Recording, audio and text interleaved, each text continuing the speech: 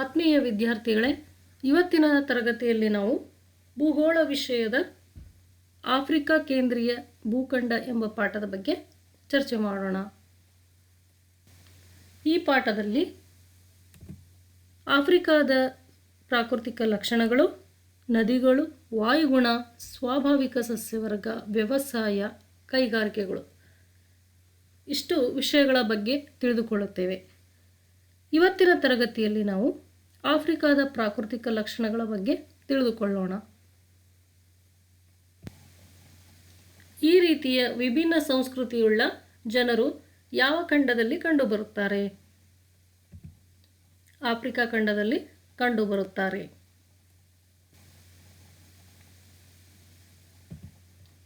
ಅತಿ ಹೆಚ್ಚು ಪ್ರಾಣಿ ಸಂಕುಲ ವಾಸವಾಗಿರುವ ಖಂಡ ಯಾವುದು?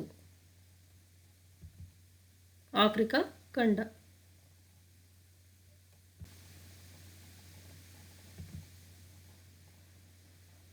ಈ ಮಹಾನ್ ವ್ಯಕ್ತಿ ಯಾರು ಎಂದು ಹೇಳಬಲ್ಲಿರಾ? Nelson Mandela.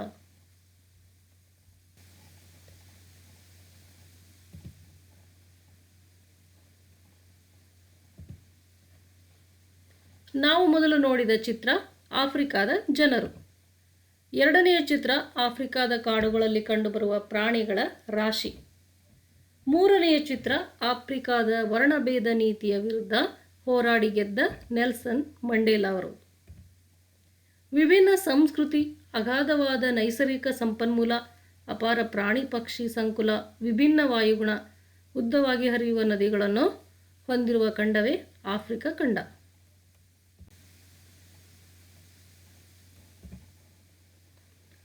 ಆಫ್ರಿಕಾ ಒಂದು ಕತ್ತಲೆಯ ಖಂಡ. ಪ್ರಸ್ಥಭೂಮಿಗಳು ಸಮುದ್ರ ತೀರದವರೆಗೂ ವಿಸ್ತರಿಸುವುದು ಮತ್ತು ಉತ್ತರದಲ್ಲಿ ಸಹರಾ ಮರುಭೂಮಿ ಇದ್ದು ಅದು ಹೊರ ಪ್ರಪಂಚಕ್ಕೆ ಬಹಳ ದೀರ್ಘ ಕಾಲದವರೆಗೆ ಶೋಧನೆಯಾಗದೆ ಉಳಿದಿತ್ತು. ಆದ್ದರಿಂದಲೇ ಆಫ್ರಿಕಾ ಖಂಡವನ್ನು ಕತ್ತಲೆಯ ಖಂಡ ಅಥವಾ ಕಗ್ಗತ್ತಲೆಯ ಖಂಡ ಎಂದು ಕರೆಯುತ್ತಾರೆ.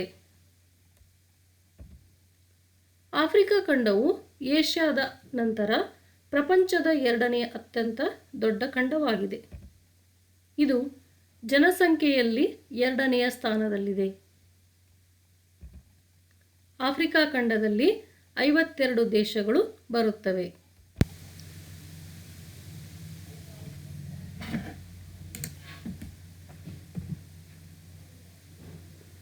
ಆಫ್ರಿಕಾದ ಸ್ಥಾನ.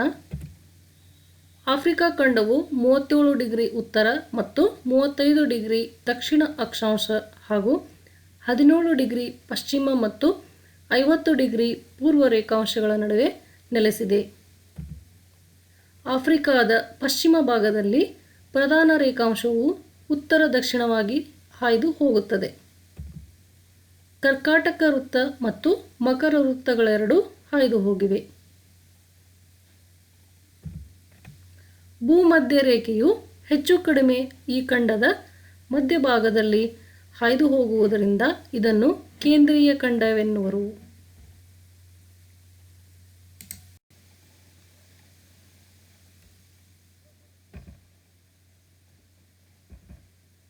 ವಿಸ್ತೀರ್ಣ.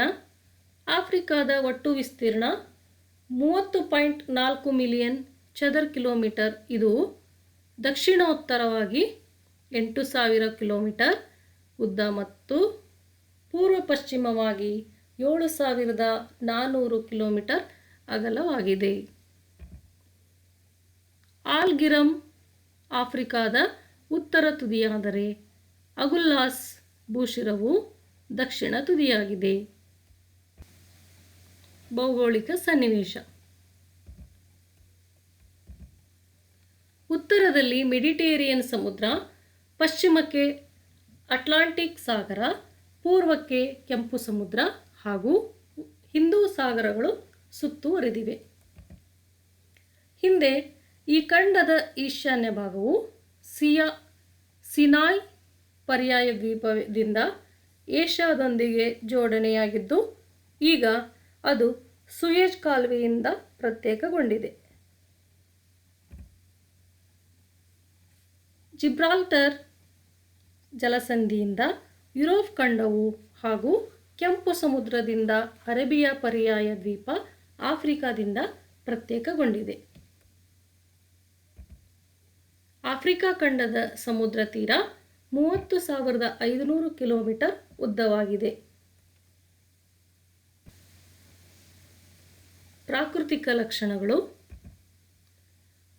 ಮಹಾಸೀಳು, 2 ಸಾಮಾನ್ಯ ಸ್ತರಭಂಗಗಳು, 2 ತಗ್ಗುಗಳ ನಡುವಣ ಭೂಭಾಗವು ಕುಸಿಯುವುದರಿಂದ ನಿರ್ಮಾಣಗೊಂಡ ಸಪಾಟಾದ ತಳವುಳ್ಳ ಕಣಿವೆಯನ್ನು ಸೀಳು ಕಣಿವೆ ಎನ್ನುವರು. ಮಹಾಸೀಳು ಕಣಿವೆ 6,900 ಕಿಲೋಮೀಟರ್ ಉದ್ದವಾಗಿದೆ. ಆಫ್ರಿಕಾದ ತಗ್ಗು ಪ್ರದೇಶಗಳು: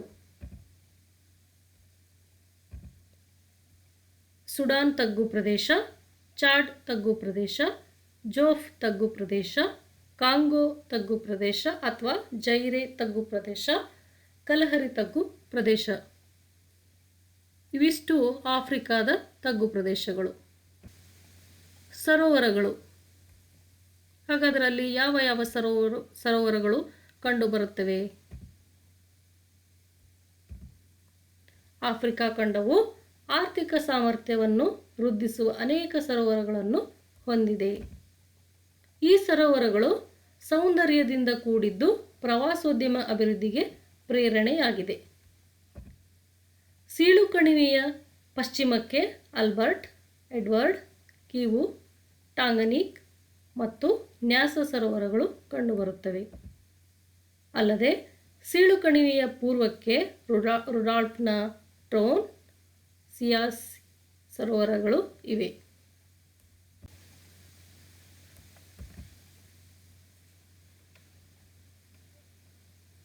ಸರೋವರಗಳ ಹೆಸರನ್ನು ಈ ನಕಾಶೆಯಲ್ಲಿ ಗುರುತಿಸಬಹುದು, ನೋಡಬಹುದು.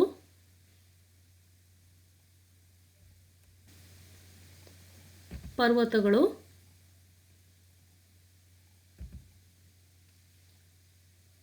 ಅಟ್ಲಾಸ್ ಸರಣಿ, ಡ್ರೇಕನ್ಸ್ಬರ್ಗ್ ಪರ್ವತಗಳು,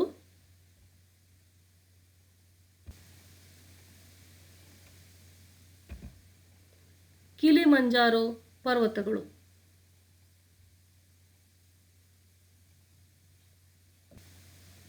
ಸುಯೆಜ್ ಭೂಕಂಟ,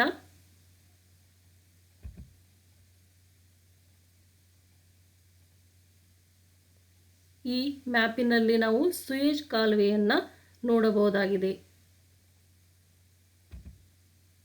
2 ವಿಶಾಲವಾದ ಭೂಭಾಗಗಳನ್ನು ಕೂಡಿಸುವ ಮತ್ತು 2 ಜಲರಾಶಿಗಳನ್ನು ಪ್ರತ್ಯೇಕಿಸುವ ಕಿರಿದಾದ ಭೂಭಾಗವೇ ಭೂಕಂಟ. ಸುಯೆಜ್ ಭೂಕಂಟ ಪ್ರಖ್ಯಾತವಾದುದು. ಸುಯೆಜ್ ಭೂಕಂಟವು ಮೆಡಿಟರೇನಿಯನ್ ಸಮುದ್ರ ಮತ್ತು ಕೆಂಪು ಸಮುದ್ರಗಳ ನಡುವಣ ಕಿರಿದಾದ ಭೂಭಾಗವಾಗಿದೆ.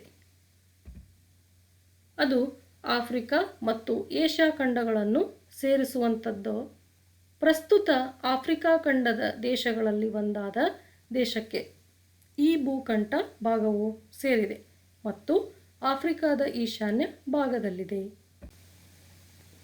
ಸುಯೆಜ್ ಕಾಲುವೆ. ಸುಯೆಜ್ ಕಾಲುವೆಯ ಚಿತ್ರಗಳನ್ನು ಇಲ್ಲಿ ಗಮನಿಸಬಹುದು. ಈ ಪಾಠದಲ್ಲಿ ಕಂಡುಬರುವ ಪ್ರಮುಖ ಅಂಶಗಳನ್ನು ನೋಡೋದಾದರೆ, ವಿಭಿನ್ನ ಸಂಸ್ಕೃತಿ, ಅಗಾಧವಾದ ನೈಸರ್ಗಿಕ ಸಂಪನ್ಮೂಲ, ಅಪಾರ ಪ್ರಾಣಿ ಪಕ್ಷಿ ಸಂಕುಲ, ವಿಭಿನ್ನ ವಾಯುಗುಣ, ಉದ್ದವಾಗಿ ಹರಿಯುವ ನದಿಗಳನ್ನು ಹೊಂದಿರುವ ಖಂಡವೇ ಆಫ್ರಿಕಾ ಖಂಡ. ಆಫ್ರಿಕಾ ಖಂಡವನ್ನು ಕಗ್ಗತ್ತಲೆ ಅಥವಾ ಕತ್ತಲೆಯ ಖಂಡ ಎಂದು ಕರೆಯುತ್ತಾರೆ. ಆಫ್ರಿಕಾದ ಒಟ್ಟು ವಿಸ್ತೀರ್ಣ 3.4 ಮಿಲಿಯನ್ ಚದರ ಕಿಲೋಮೀಟರ್. ಇದು ದಕ್ಷಿಣೋತ್ತರವಾಗಿ 8,000 ಕಿಲೋಮೀಟರ್ ಉದ್ದ ಹಾಗೂ ಪೂರ್ವ ಪಶ್ಚಿಮವಾಗಿ 7,400 ಕಿಲೋಮೀಟರ್ ಅಗಲವಾಗಿದೆ. ಕರ್ಕಾಟಕ ವೃತ್ತ ಮತ್ತು ಮಕರ ವೃತ್ತಗಳೆರಡೂ ಹಾಯ್ದು ಹೋಗಿವೆ. ಆಲ್ಬರ್ಟ್, ಎಡ್ವರ್ಡ್, ಕಿವು, ಟಾಂಗನಿಕ್ ಮತ್ತು ನ್ಯಾಸ ಸರೋವರಗಳು ಇವೆ. ಕಿಲಿಮಾಂಜಾರೋ, ಅಟ್ಲಾಸ್ ಮತ್ತು ಡ್ರೇಕನ್ಸ್ಬರ್ಗ್ ಪರ್ವತಗಳು ಪ್ರದೇಶಗಳು ಇವೆ.